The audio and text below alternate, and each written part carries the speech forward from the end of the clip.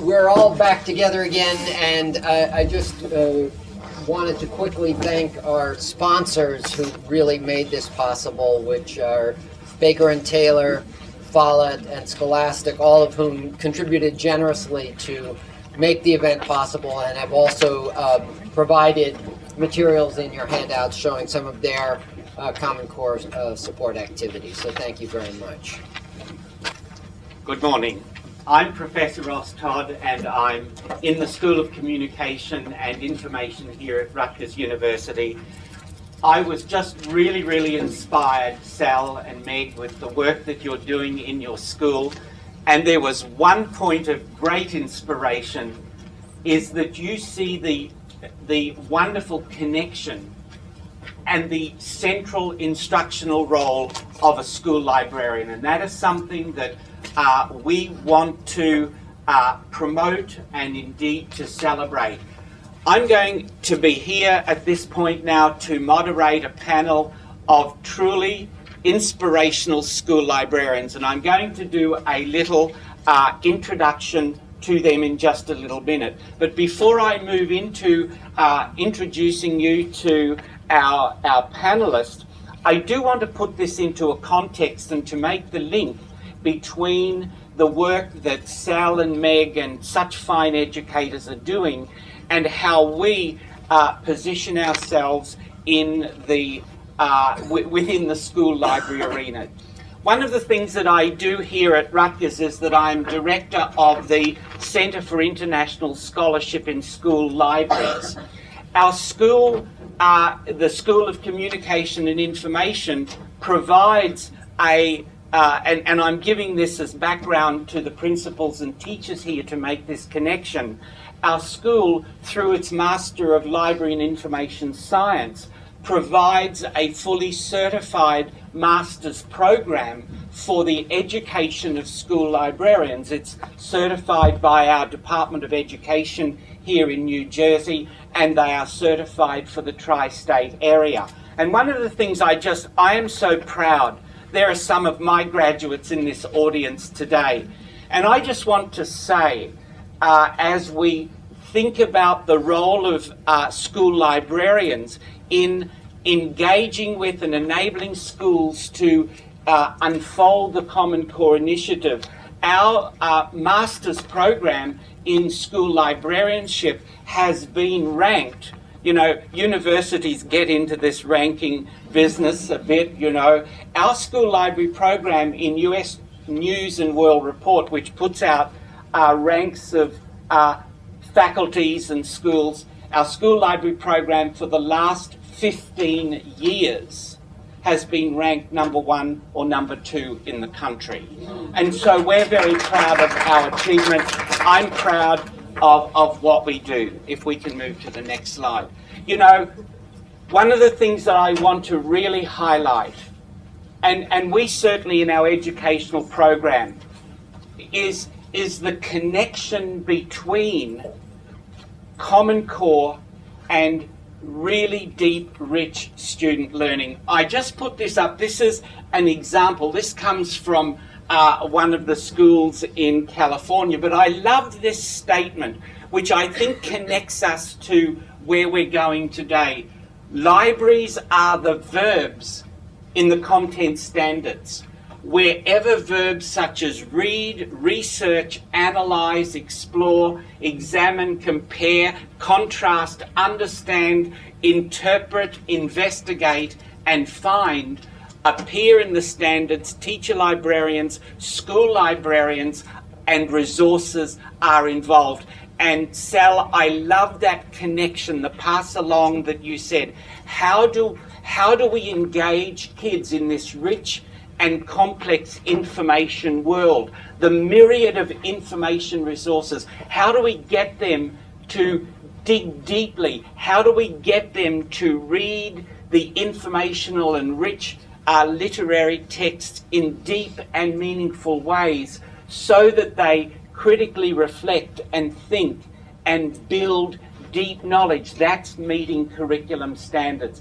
And I want to say to each of you that the focus that we put here in our school library program at Rutgers is we really deeply believe that our school librarians are instructional partners with a background of teaching as well as their school library certification. And which brings me to the last slide that I want to just, one of the messages that we want to get out to the educational community is indeed what is a school library. And we've moved well beyond many entrenched and stereotypical and deeply traditional notions of what a school library is. And so to frame our wonderful panel today, what is a school library? It's the school's physical and virtual. We live in a digital world. The school's physical and virtual learning commons, where reading, inquiry, thinking, imagination, discovery, and creativity are central to students' information to knowledge journey. It was so impressive to see the teachers in the video clips today talking about the capacity of kids to transform information into deep knowledge and understanding, where they've engaged with the text to build that deep knowledge, where they've come to their knowledge, where they've come to their position, to their understanding. And we deeply believe that a school library, and certainly as part of our education program in our school, this is the central focus. It's not just curriculum standards, because what we want to do is that as kids learn the rich thinking and informational capabilities, we're setting them up for life, for work, for living in an intensely rich information environment. So I just want to set the scene to introduce our two panelists today. One is going to be beamed in virtually. She's waiting in the wings here. Our two panelists are Kristin Fontichiaro, and I'll just briefly, Kristin will speak to you first. Kristin comes from a really rich school library background. She's clinical professor at the University of Michigan. She's responsible also for the school library program out at Michigan. But one of the things that I want to say to you about Kristin has a long role as a school librarian. She was, the point that I wanted to make, Library Journal, which is one of our field's widely and most prestigious journals for the library profession. In 2012, Kristin was awarded the Library Journal's Mover and Shaker in 2012. I just think that's a wonderful award. Kristin, we're really deeply proud of your accomplishment. Now, Kristin is also an established author and blogger and is writing richly now for the school library community in terms of how school librarians and libraries engage really actively with Common Core, as Sal and Meg have so nicely presented to us. The second panelist is Dr. Joyce Valenza here. Come and stand by me, Joyce. Joyce has a very, very long history as being a school librarian. In fact, I would say, judging by the media coverage, Joyce is probably this country's most well-known, celebrated and distinguished school librarians. She comes with a PhD from North Texas University. She's got labels like the rock star of the library. Well, I'm not kidding. Such a distinguished, seriously distinguished professional career. And the great joy with me is that Dr. Valenza has joined our faculty here in the School of Communication at Rutgers and has been in the job for 2 weeks now, I think. But Joyce has won many awards. She has been a long-time blogger for School Library Journal. I think one of the most outstanding achievements of Joyce is that she has been given the EduBlog's Lifetime Achievement Award. This is a really outstanding contribution. Now, I want to move very quickly now into the discussion. As I look at and have listened to the pass-alongs that the principals, and as I've engaged with the ideas of the teachers, there have been a number of really important points made. And I'm going to be asking Kristin and Joyce to address these particular points. At one level, there is the task, the really challenging task. How do we match and align resources at multiple levels of difficulty to the learning needs of students, the diversity, the different learning styles? How do we then, it's not just about matching resources, but how do we, and this was, I think, such a wonderful point that Sal made, how do we engage our students in that deep reading of text, whether it's informational text, whether it's literary text? How do we build that rich reading environment, the close reading, the guided reading, the online reading, the use of a range of tools? How do we nurture our students as deep readers? Because that's at the heart of the Common Core standards. How do we develop their capacity to be expert researchers? Because as I look at the Common Core, and as Sal and Meg have talked about too, there is such emphasis on students developing the capability of deep and expert collaborative researchers. And it's not just finding stuff. It's about the analysis, the synthesis, the thinking critically, the putting these ideas together, the developing of the arguments, the developing of the positions. And that was such a lovely comment coming from our teacher panelists as well today. How do we support the rich learning, not just through aligning of the Common Core resources, but how do we develop that critical research capability? And I'm going to be the first to proclaim school librarians have a central role, and certainly that's how we educate our graduates. So over to our panel. Kristin, to you first of all. You know, you've worked, Kristin, many years now in looking at implementing Common Core standards in your schools. You've closely studied as a school librarian and school library educator. You've closely studied the Common Core standards. What are your insights? What are some of the myths? What are some of the insights from someone who's done this? And probably to follow on with a second question, your background is in elementary education. What does implementation look like on the ground from your perspective as a school librarian, as an elementary school library educator? Thanks, Kristin. Thanks, Ross. So here's a picture of what I look like. I'm going to switch over and show some slides because I think that'll be a little bit more interesting. So I'm going to flip over here.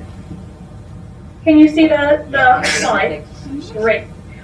So Ross mentioned that my experience as a librarian was in an elementary school. I actually also used to work as a middle school language arts teacher and as a high school speech and drama teacher. I've also been a teacher educator at the University of Michigan, and so I've watched Common Core come up through a couple of different avenues. I also know that each state is implementing Common Core in a really different way.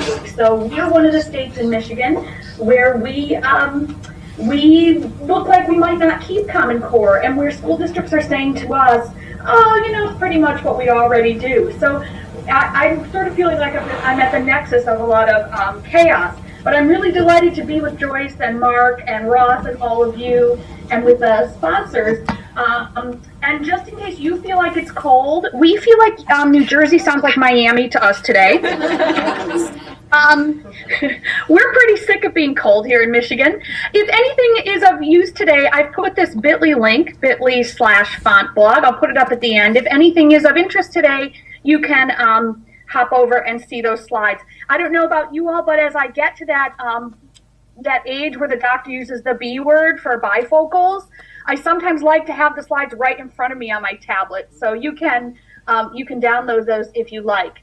So I always like to start when I talk about Common Core with Mythbusters, and I can tell from the principal panel that New York educators have been quite in the lead of getting Common Core implemented. But just in case, I thought I would talk about some of these myths, and I'll try to weave in some of the other questions that Ross brought to mind. So one of the myths, of course, is a myth that deals with public relations, which is that people make an equivalency between the standards and the tests, or the standards and politics, or they say the standards are curriculum, or the standards are whatever instructional materials they are. And I want to concentrate today on what the standards tell us. Not so much what the tests are eventually going to train us to do differently, not what a prepackaged curriculum might say, but what actually did my state legislature adopt? And I find that going back and looking just at the standards really helps me, and I think I heard this from the principals as well, think about how to improve teaching and learning in a really holistic way, in a really meaningful way. So that's my first myth, is that standards are not curriculum. They shouldn't be telling us how to carry out our work. Even the piece about close reading that Ross just alluded to, if you do a search through the ELA standards, you won't find close reading as a standard. It's a strategy to meet a standard. And as we talk about research today, sometimes when we research, close reading is the wrong thing for us to do. So I like to go back and look at this pure perspective. The second myth is why you're all here, which is that you realize that Common Core is beyond classroom teachers' responsibility.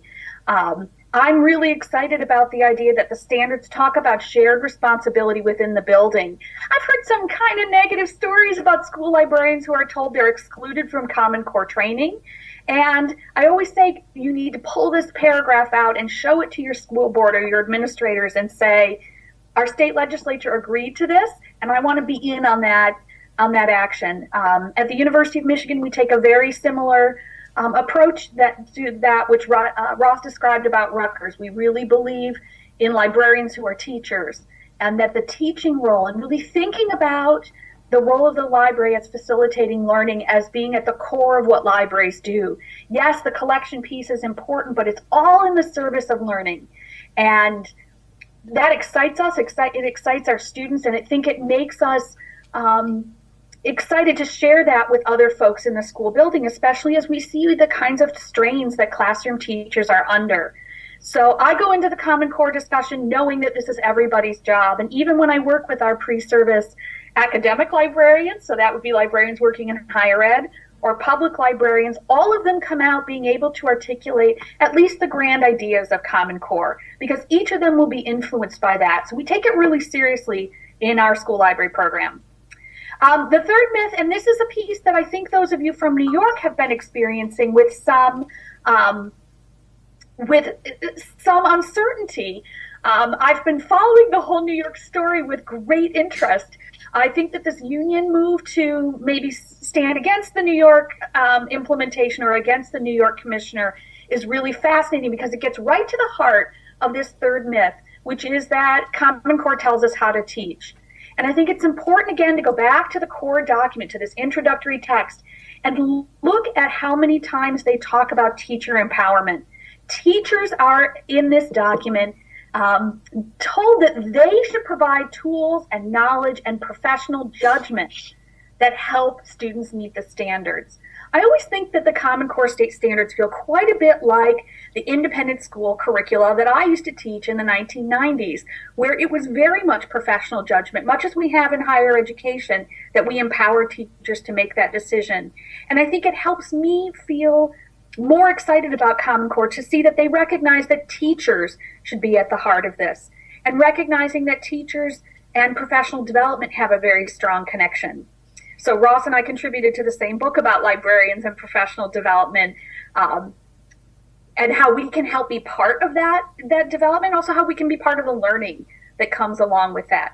So when we hear about things like close reading or sticking within the four corners of the text, those are strategies, but they are not technically what your state legislature adopted.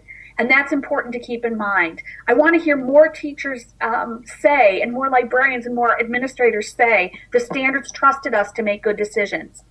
And we would like to be developed so that we can make the very best decisions for kids as possible. It's not meant to be a cookie cutter situation.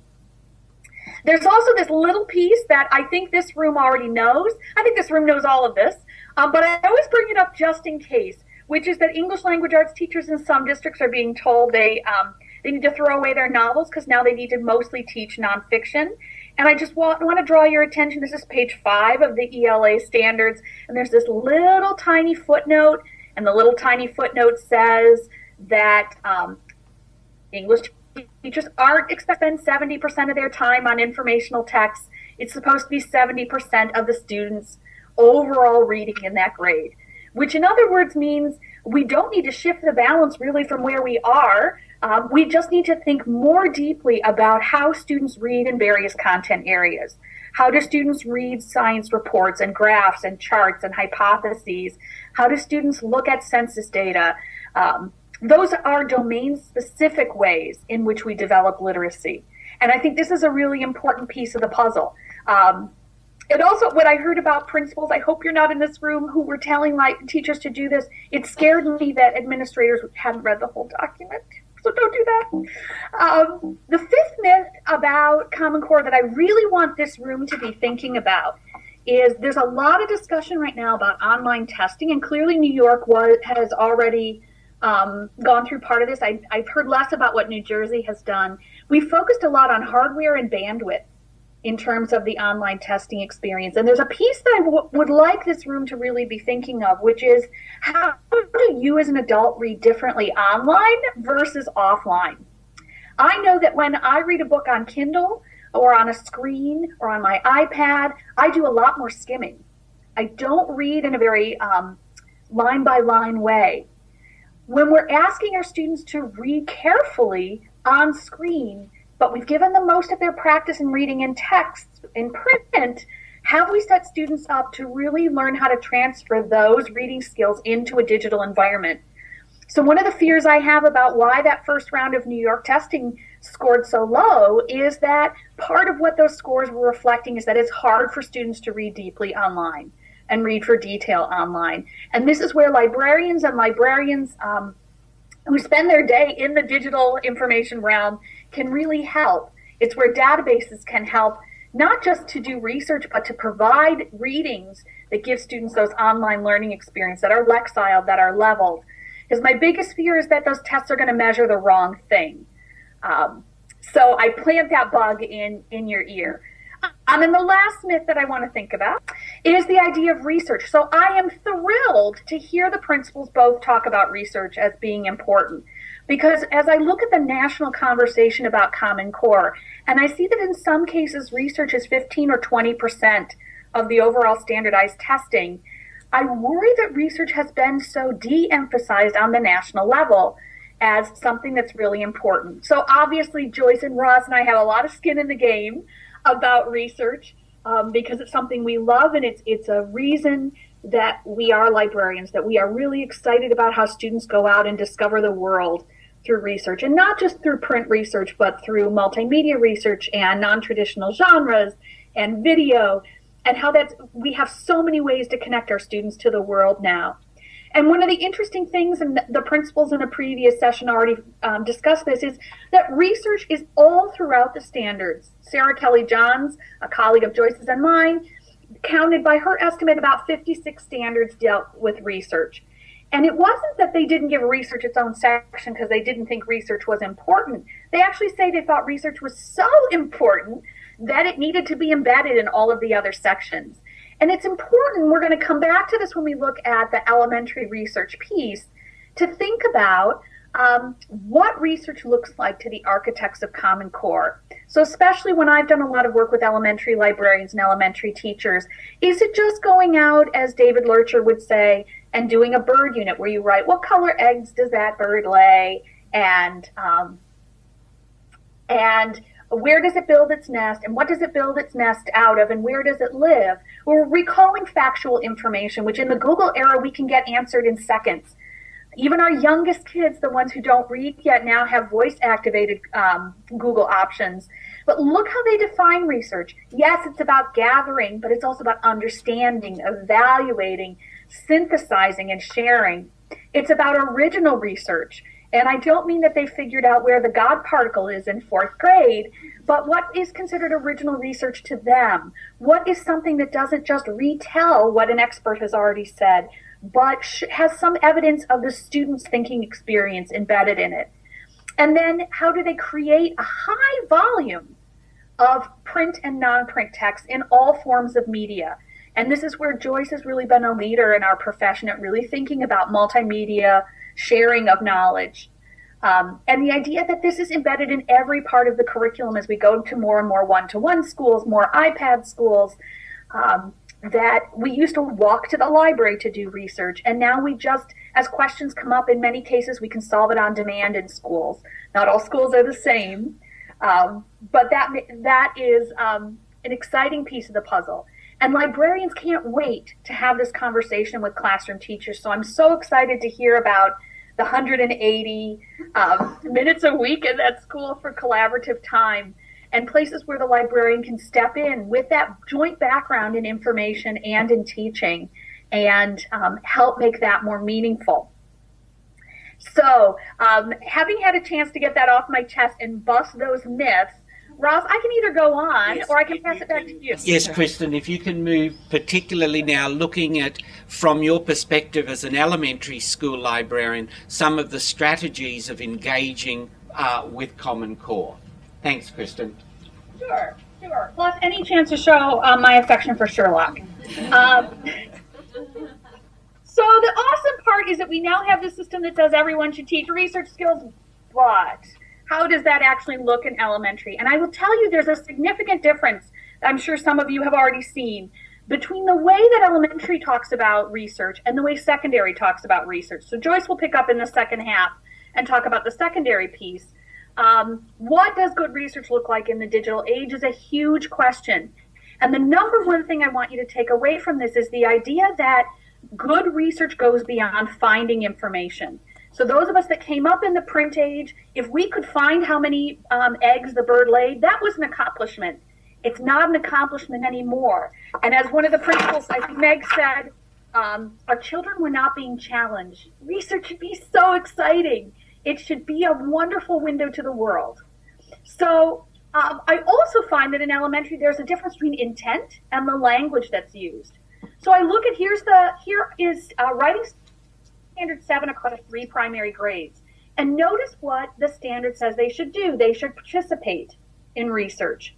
Now, standards are supposed to measure exit skills. Participation is a pretty squishy exit skill. Each grade then goes in and sort of explores. It could be author study in kindergarten. It could be how-to books in first grade, which is not really research. It's more reporting on your hands-on learning. And one could be producing a report about a topic or science observation. So I always like to think, what's the intent? Let me move this out of the way. What's the intent of these? So I go back to that statement from the ELA standards, this idea of gathering, comprehending, evaluating, synthesizing, reporting, answer questions, solve problems. So I like the idea of this author study project where we might be looking at a lot of books. We might be looking at what do they have in common, what's different. Jenny Harner did a wonderful lesson in a book I'll show you in a minute about what do we learn about being an author from Tommy DePaula's autobiographical works. Seems like a really heady question, but Tommy DePaula is a really accessible author for kindergartners. If we look at first grade, how-to books, this to me doesn't feel so much like research. This to me more feels like a mentor text task, where we show students a mentor task, we have them work through a process, and then to record the process that they went through. I don't think there's anything wrong with doing a how-to book. I don't really think it's a research project, though. So here I'd be looking at the fact that I love how first graders want to know everything about the world works. The world of text is unlocking for them. Their ability to search the web is remarkably decent. And we can use things like National Geographic Creature Feature, which has kid-friendly videos. Maybe they're learning through video and then sharing what they've learned. And we can show them multiple videos so that they learn that information comes from mashing up information from multiple sources. Second grade starts to look a little bit more like research. I think the idea of recording science observations is a piece of the puzzle. I'm not sure that it's deep enough to really get those second graders where they need to be. Here we would really want to think about how do we convert factual information. So it's why I like projects like instead of a factual animal report, why would this animal make a good pet for our house? Where they have to take those facts and they have to do something with those facts so that we're really achieving the spirit of Common Core. Here's a third grade lesson, and this is a book that we worked on together. This was a crowdsourced book of love made by librarians about how to meet Common Core state standards in research. And it was done, nobody took any money. We gave money to the ALA Spectrum Scholars Fund, which promotes more minority involvement in librarianship. It was designed for folks who were not experienced with research in the digital age to get some ideas and some footing about resources, working with a librarian, working beyond a librarian if you don't have one. This is my all-time least favorite Common Core state standard. Conduct short research projects that build knowledge about a topic. And if you read this as a literalist, you'll spend all year doing many projects about the same topic. So it will be like the year of the raccoon or the year of the North Dakota report. And this is pretty vague. Again, it's about conducting, it's about doing, but it's not about an exit outcome. And standards should always be telling us the exit outcome. So here's a place where we really, again, need to go back to the intent. What is important here? So clearly there's an emphasis on multiple projects and shorter ones. And that, you'll hear from higher education folks, is an important skill. Can you quickly churn out short papers? That tends to be much more the way that college research works. So this is a nice framing even back in third grade for that. We ran with this in this book that we worked on. Kara Fribley and Eileen Thomas, who are elementary librarians and middle school librarians in the Ann Arbor area, we decided we would actually play with this idea of how do you do 3 projects. And so we started by studying food webs, which was part of the third grade curriculum, and seeing where did animals fall in the food chain. Then we looked at each student in a small group studied the webs, and then individuals from that group picked an animal to study.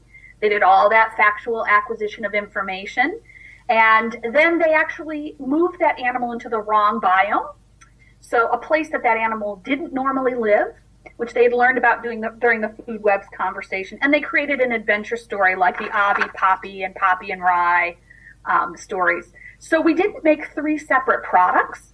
We did research about food webs and biomes. We studied animals, and then we played with, well, if I put that animal in the wrong biome, where is that animal going to suffer? How is that animal going to adapt? But it was a very child-friendly way to really think about how do we get students to synthesize at a really early age, which is really hard to do. And because it's so hard to teach, it's why we often say, oh, we don't have time. Let's just pull that old ditto out that says, what number president was he? But this is where the librarian can play a really important role by splitting the student-teacher ratio in half and having 2 instructors in the room can be super, super helpful. And here was an example of some questions we asked them to think about as they got ready to work on their story at the bottom of this page. And then in 5th grade, again, we were looking at this writing standard 7. You'll notice that this is a variation of the third grade one. You've noticed that standards kind of work in bands of 3 grades, K2, 3, 5, 6, 8, 9, 12. So here it looks very similar to the third grade one, but here at least we're talking about building knowledge in different aspects of a topic. So this was a lesson by Melissa Johnston of the University of Alabama. So the way she looked at multiple sources, if you've ever done work with primary sources and and elementary kids, you know that it takes them into the past in an incredibly powerful way. So she looked at Dust Bowl video narratives, some sort of video memoirs. She looked at these Works Progress Administration photographs, and she worked through how students can pull information out of images, out of video, and out of text, and from that created a narrative. And what was so important here is how much scaffolding you want to provide as you shift from what do you see in this photo to what ideas do you have for your story to how do you create the story, and recognizing that those shifts can be a challenge for students. But that in doing so, first we can recapture some of that kind of writing that is downplayed in the standards, some of that narrative writing. And secondly, we really develop students' ability to look at multimedia. I think it's a bit of a fallacy to assume that the digital generation knows how to watch videos and knows how to look at images. And these kinds of building block skills really help them get there. So, some bottom line ideas. Be aware that in elementary school there might be vague language that give us really not much guidance on what it would take to achieve that standard. It also may overlook important process skills. So in the standards that I showed you, note-taking would be important but is never mentioned. So that's going to be an implicit skill that's got to come into play when students are doing that work. Oftentimes, knowing how to construct a search is not discussed. It's discussed much better in the secondary standards. Some of the high school standards are so crystal clear about the expectations that it's an incredible aid to teachers and librarians. In elementary, it may be overlooked. It may also require new kinds of skills, that students may be exposed to different kinds of literature, different kinds of informational text, and teachers may be too. We all use Google, we all use the open web. Are there places where we're using subscription databases? Might be new, but might be a wonderful pathway to better comprehension because they can work within, oftentimes databases will say, here are Dust Bowl articles that are on a 5th grade reading level. They can really help teachers pinpoint in. I know the expectation is that students will essentially raise their Lexile scores by the end of the year by about a grade level higher than they're asked to do now. Boy, if that's possible, that's going to take a lot of years. Those resources can really be helpful. And really, we want learning to be more of a challenge for kids. I think students like to be challenged. I think they're looking for us to challenge them. I think that they tune out in many cases because we are asking them to do too much low-level stuff. But that tougher education is tougher for educators. So when we can put 2 educators in the room together, a librarian and a teacher, sometimes 2 teachers. I've done projects with 2 teachers and a librarian and 2 classes. You can really make significantly more progress. So hopefully those of you who are listening have that option, and we're really excited about how we can mash up these skills that the classroom teachers and the librarians have to make these better results for kids. So since we're out of time, I'm going to quickly just say, at this URL is a series of templates. So some folks are already quite well developed in their plan. Some folks are not. If you're a librarian and you haven't had a chance to articulate how you want to be involved in your students' ELA growth, at this URL, you'll see a bunch of templates where it's a pre-made report for your administrator. You fill in the details, and then there's one for various grade bands. They all are based around exit skills. There's a little letter about how you are gonna, how you want to continue to support how students grow, and you fill in the details. And then there are a series of charts where each standard is listed, and you can identify, this is something I'm already teaching on my own. This is something I'm teaching together. This is something the teacher generally teaches alone. And here are notes. Here's where I can really help because I've got those Lexile databases. Here's where I can help because I've got a new series of biographies. Here's where I've got great how-to books that are perfect for 1st grade. And the idea is at the end, you've got a document that you can take to your principal. You may fill it out in a team meeting with your teachers. If that's possible, if it's not, you may fill it out on your own. But it really can help you be concrete as a librarian about how you move standard by standard to support that learning. It's important to know that many of us came up through libraries not having a Joyce Valenza as our librarian. And so we don't know what we can expect from librarians. And so it's our imperative as librarians to show those opportunities, because many of us became teacher librarians because we really love teaching. We just wanted to teach with more people. So back over to you two in Wonderful, the studio. Kristin. Thank you very, very much. Splendid. And now over to Dr. Joyce Valenza to talk about now the implementation in the higher grades. Thank you, Joyce. Great. And I will make sure everything is up and you'll have every link. So let's go to the next slide. You've seen this before in a lot of the documents. These are the shifts that are occurring as a result of Common Core, and people generally talk about them in terms of these 6 shifts: balancing informational and literary text, knowledge in the disciplines, or also known as content area literacy, a staircase of complexity relating to complex text, text-based answers which ask students to produce evidence to make arguments, writing from sources, using multiple sources to create research and synthesize knowledge, and using increasingly complicated academic vocabulary in all the disciplines or domains. So those are the things that I'm thinking about when it comes to the Common Core. But what really keeps me up at night is worrying about what keeps my administrators up at night. And I'm going to be speaking in present tense. You have to understand that on January 17th, I left public education after, let's say 25 years, and then before that, another 11 years as a public librarian. So my career as a librarian has been really deep, and I still speak in present tense as a practicing librarian. So forgive me, I am on the faculty here at Rutgers, but I'm going to speak about my practice. And this is what worried me. If my principal was unhappy, everybody in our school was unhappy. So it was really important to me to ensure that my principal met his or her goals. And these are the things I thought about as a partner for my principal.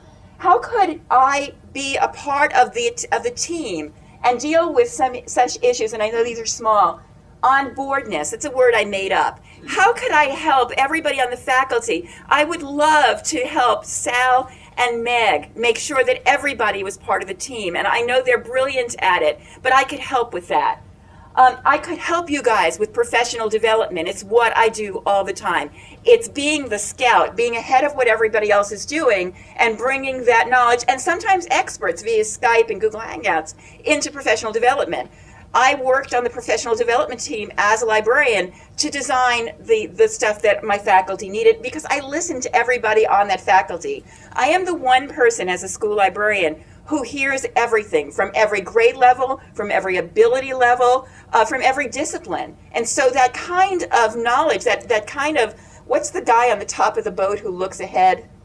I don't know what that's called, but that's the way I felt. You know what else I felt like? A point guard for the school. Does that metaphor make more sense? I'm figuring out who to pass the ball to so that they could make a basket, right? And that's the way I felt about it.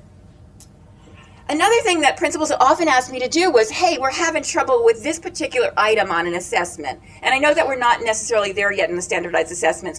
But Sal, if you told me this was an item in which the students weren't scoring well, we looked at the analytics, here's where we needed to work, then I'm going to attack this by focusing my instruction on that item with the faculty. And that's one of the other things that I worked on.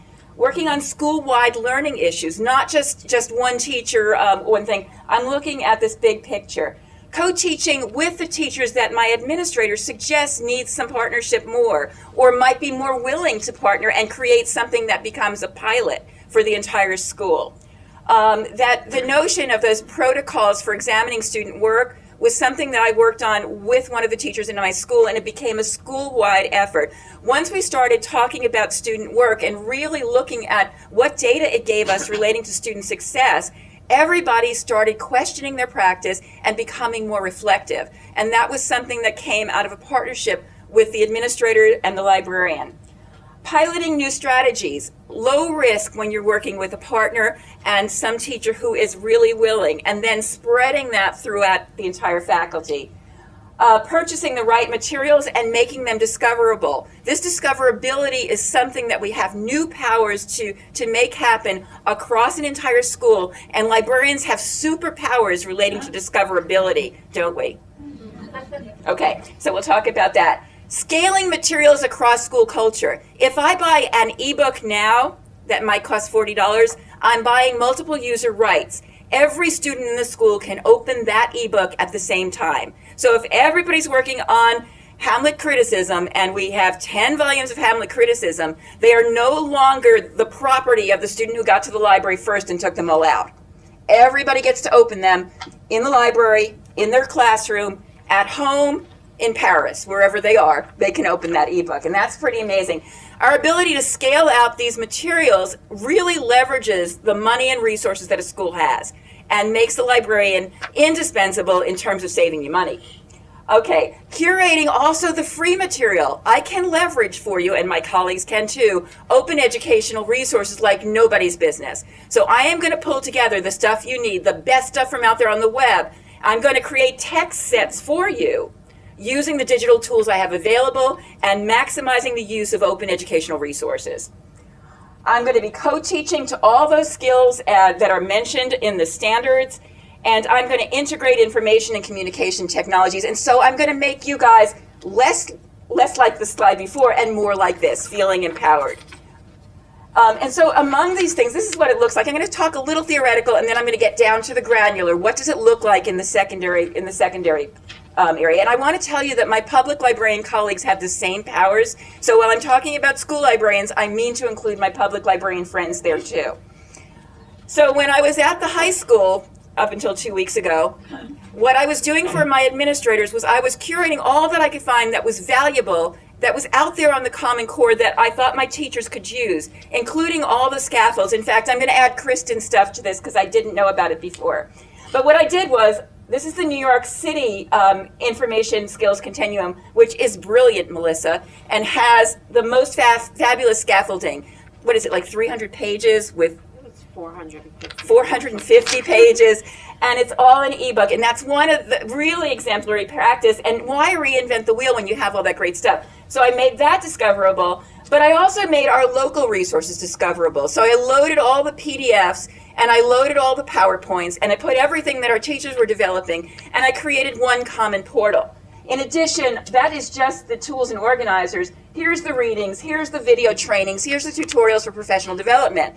So you need a librarian to do this kind of curation. What I'd like to do, Ross, is make this part of CiSSL's contribution to New Jersey and invite my public and school colleagues and teachers to contribute, and let's build the best darn portal out there to address Common Core needs, and let's include teacher-created resources, and let's include exemplars of student work.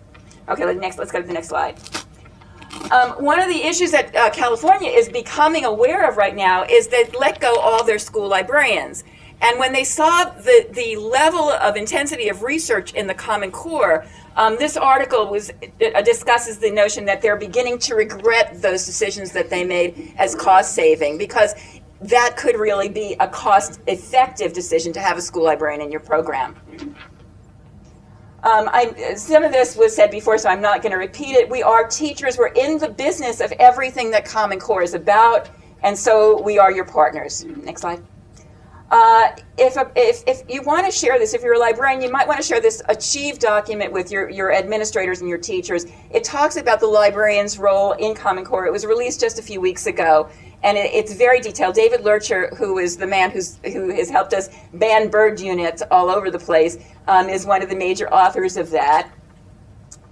And I think from the preface, this last paragraph particularly it talks about the school librarian's role in school improvement.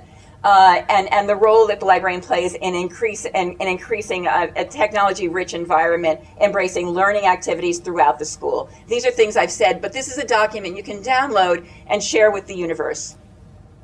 And let's go through. I'm conscious of the time. All right, let's stop here. Ross, I'm sorry I skipped your slide, but it's there. All right, so the other thing that keeps me up at night, I think that classroom teachers have the hardest job in the world. There are first responders who may have harder jobs, but I don't want to be a classroom teacher right now. I am so worried about all of these assessments. And what's really got, when I left the school, Danielson had just hit. And we were given this 12-page document with the 4 domains and a million criteria. And so not only were the teachers worried about addressing the new Common Core standards, they were also worried about their own evaluation, and that evaluation was going to be tied to the total school score on these on the standardized tests. And they were in a panic, and they needed a friend. And I was being assessed on that as well. But you cannot do this alone. So let's move to the next slide. What you have to do is keep calm and visit your librarian. Next slide, please. And so this language of the Common Core is what librarians have been speaking about all along. Information, meaning, analysis, knowledge, ideas, supporting details, and evidence. That all means to me research and inquiry. Next slide. And then the other part of it is critical thinking and evaluation, making all right.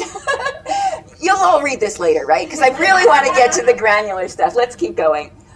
These are our standards, and it's really important to know, next slide, that those standards have been aligned directly to the Common Core with this crosswalk. In addition to that, the American Library Association has put together a lesson plan database that can be used by teachers and librarians, and also has selected, these are also Common Core aligned. For a couple of years now, for several years, we've had the best websites for teaching and learning, and they're in categories that really match Common Core standards. And this year, they added the best apps for teaching and learning. And when you really think about this in a one-to-one school, if students are going to do close reading, they need to have note-taking tools like iAnnotate on their iPads. They need to have a collection of primary source documents for study on their iPads, especially if they can annotate and make them their own. Let's go to the next slide. I don't know what happened to that. All right. My friend Paige Jaeger describes librarians as research ambassadors, and I say you don't need to do it alone. So let's move forward. Research is completely related to Carol Kofau's and team's notion of guided inquiry, which is entire school, carefully planned, closely supervised, targeted intervention as an instructional team to curriculum-based inquiry units that build knowledge and deep understanding of a curricular topic and gradually lead to independent learning. Oh, let's go. I really want to show you some projects. So the standards that are closest to my heart are the ones that deal with speaking and listening and writing. These are the ones I really feel I own the most. And so I want to show you some resources that help me address those. Speaking about curation, a lot of us used to give out these research guides that were 30 pages, and we made copies of them every year as we updated them. Many of us now have our entire research strategies online. And so this is my introduction to what is a research project. But in these tabs are what is a thesis? How can I scaffold a thesis? How can I learn to ask good questions? Your librarian can put this together for you at the level you need it for the entire school. This is a LibGuide. These LibGuides are templates. If anybody wanted to take my entire LibGuide and make it their own and put their own branding on it, all they'd have to do is hit a button there and they could own this. I would get a ping saying that Nancy wants to use this, do you mind? And I would say, I don't mind, please Nancy, go ahead and take it. Because everything that I do is Creative Commons licensed. And because the more I give, the more I get. Social capital is like that. New York State is considering a Regents research paper. I think they've tabled that for now. But when that comes to Pennsylvania and New Jersey, I want us to be ready for that, and I want us to help students achieve excellence in terms of their research based on, or their writing based on research. And so a very important job that we do, I want to speak of 2 or 3 jobs that we do, but this is the first one. Curation. How many of you consider yourselves curators? Okay, I think by the end of the day, I'm hoping that more of you will. It's a very important job. It's also important for kids. When we do curation on our own, we model a very important skill that researchers are now calling PKM, or personal knowledge management. Howard Jarsch says that it is critical for information literacy and for 21st century citizenship. How do you manage the information that's coming into and around you? And for research, kids need to be able to develop strategies for personal knowledge management. Among the things that I curate are these scaffolds. This is an excellent interactive tool from the Library of Congress. What I do with these things is I embed them in my own curation efforts, but I also put them into the sites, Google Sites, Moodle, whatever teachers are doing. I'll put this stuff into their sites, and I become partners with them in their curation efforts. But when you want to analyze something for research, you pick one of these. It says photographs and prints, manuscripts, maps, and then all of these questions beneath it will change depending upon which artifact or which format you've chosen. This is one of many excellent tools that I share with teachers and help them discover. This is something that's kind of homegrown. Current events was done across our curriculum, and really it's about making meaning of some text and also discerning bias. All of these things are part of Common Core. And so when I created this with teachers, it does those W's that everybody does in current events. But it also says, what is your prior knowledge? What did I know before? What is the author's bias? Can you find one nut quote from this that really represents the meaning of the entire document or news article? The so what? Why should I care about this? What do I take from it, and what's different? What's your reaction, and what further questions do you have? And so documents like this are things that you can curate for your entire community, and they address these two standards most directly. This is just an example of some of the materials that you'll find in that New York City Information Fluency Continuum, which Melissa had some serious role in developing. And let's go to the next one.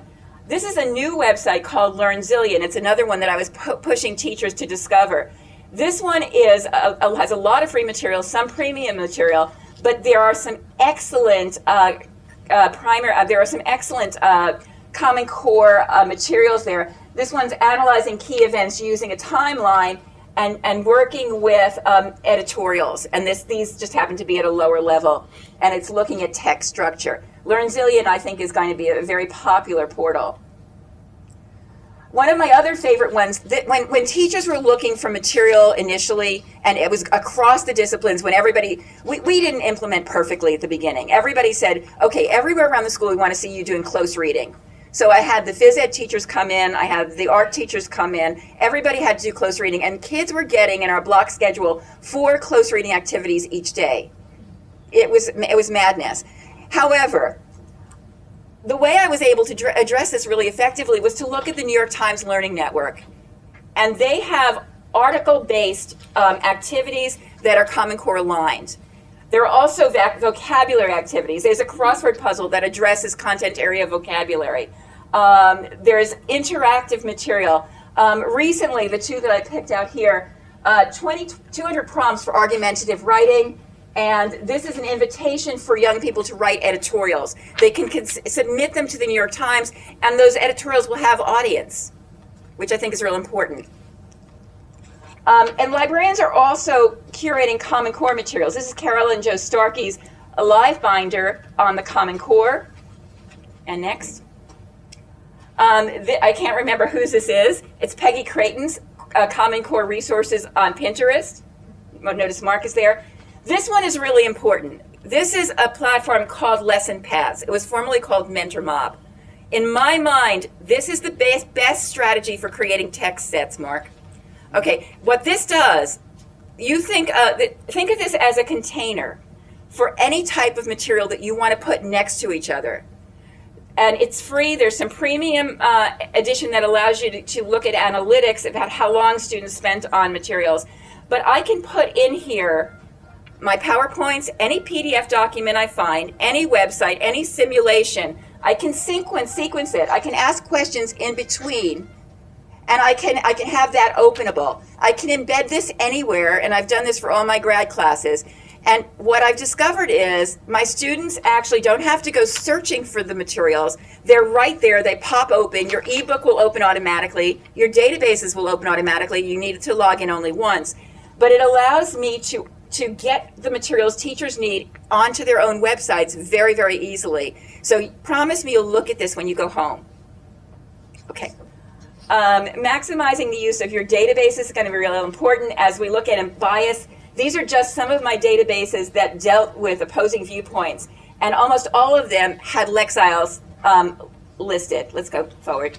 In addition, this is my primary source page, which included all of these open educational resources, but making them discoverable for a learner was really the important part. Open educational resources really worth grabbing. Your collection as librarians is not just what you buy, but what you point to and make discoverable. And there are new tools. This one is called Digital Libraries to School Libraries. And what it does is it creates MARC records for anything that you can imagine. So you open this, you enter a few details, including maybe an ISBN number or some author's name. It creates a pull-down menu not only of tags, but also of Common Core standards. So you can tag Common Core standards in your catalog, and so teachers can search them. Yes, it's true. So you don't have to buy everything. Anything that you see on the web can be put in your catalog. I'm going to pass through a few things because I want to talk about. Just note that when you go into the advanced search in almost any database you have, from the little guys to the most sophisticated, there's a Lexile search, and so you can search only for materials by Lexile, and there it is in one of the other databases. The other thing that you can do is in your catalog. I'm using Destiny. You can also search by Lexile, and you can make playlists. So you can have students have only the materials that will have them stretch. I wouldn't do that. I would have, anyway, but you know that your catalog is very flexible to set up these Lexile playlists. And that's a screenshot. Okay. And this was announced like 2 days ago for high school. YALSA every 4 or 5 years puts together, it's the most outstanding books for the college bound. There are several nonfiction lists there. So if you're a high school person, you're going to want to point teachers to that. And public librarian friends will want to do that as well. I'm going to skip through some of these texty. Okay. Note-taking doesn't only have to happen with a pencil. One of the things that the Common Core people who are talking about the standards talk about active reading. And really that means reading with a pencil. And so what we did with the art department is we were reading art articles, and what we challenged kids to do is develop a vocabulary for sketchnoting.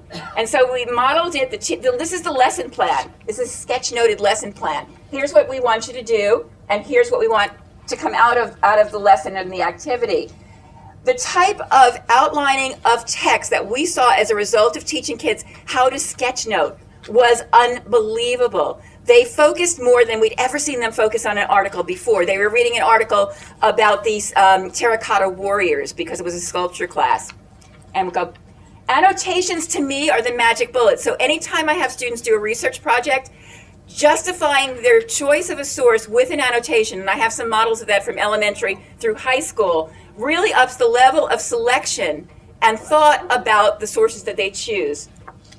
Using tools like Noodle Tools, which forces them to put their annotations on note cards. Some are quotes, some are my ideas, and some are paraphrases. Separating that out really helps structure, and it creates an automatic outline.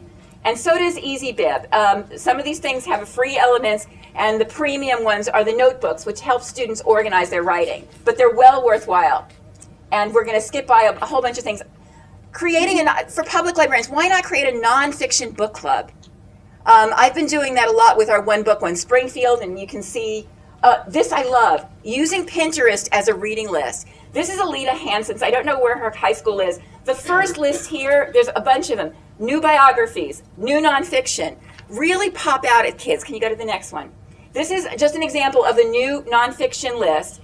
And what this does is it all goes to the Goodreads reviews. And at the high school level, you can have kids interact with reading by submitting their own reviews and having conversations with the reading community.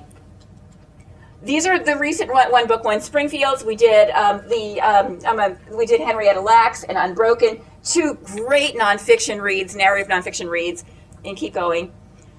There's a lot. I put more in here. I have to stop soon. Okay, go back to that one. We lost all my fonts.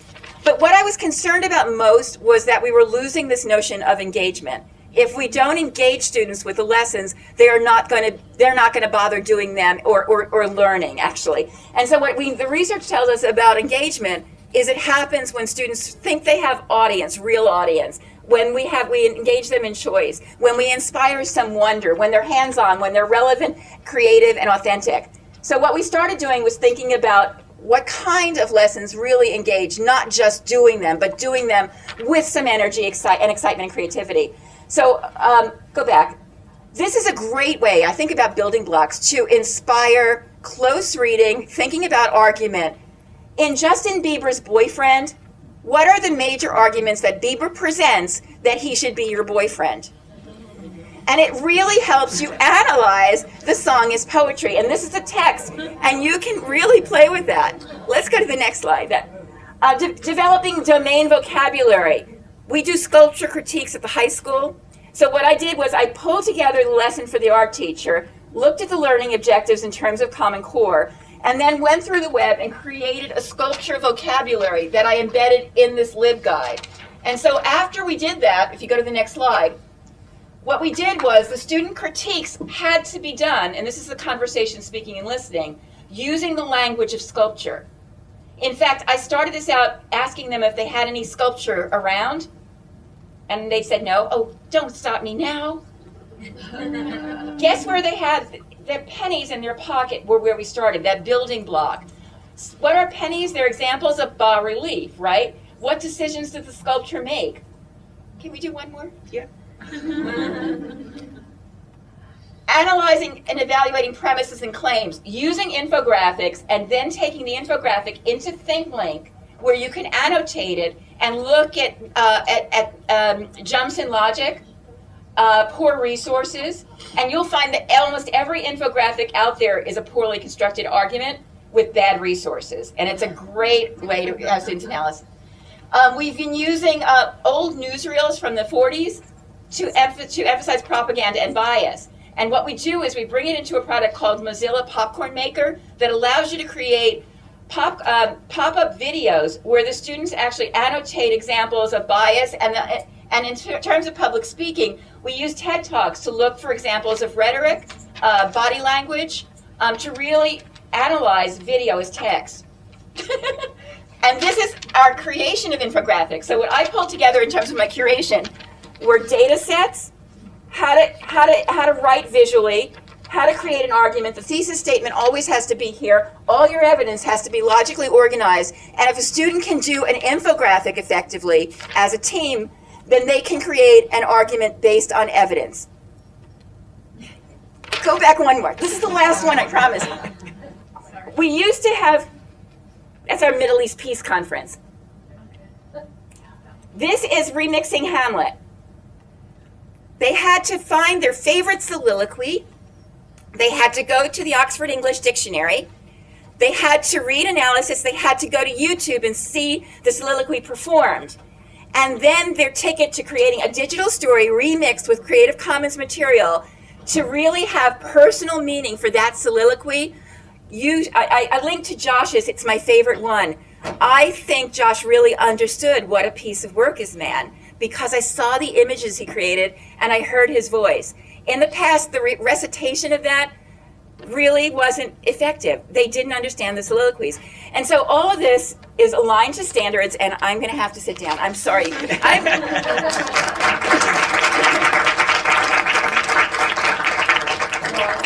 Running late, but some questions? Yeah, just a couple of questions to either Kristin and Joyce. Then we'll take a short break. That's in order, and then we'll push into our wonderful teachers panel. Okay. I know you all want to have Kristin and Joyce in your schools, but aside from that, do you have questions?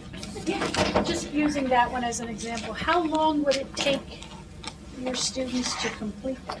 I mean, just looking at a library schedule, I could see that going on for weeks. No, it doesn't. VoiceThread is a really easy tool to work with. They had to do these. The English department always asked them to do the analysis of a close analysis of a soliloquy. That was always part of the curriculum. They don't. I think one of the things that I need to mention is that we're not. My work as a librarian is not always in the library. Sometimes I'll make house calls to the English department, and all my instruction is up. Everything I do is transparent. There is none of my instruction that I do not ever post. I said that's a double negative, but you get what I mean. And so I'm there when I'm not there. And if I got a call, I'd run over and help. And then some of this is assignment is homework. And that's where I didn't get to my public library slides, but I know that the rest of the work often happens with my friends in the public libraries. So you'll see. I hope we get to the public library slides later.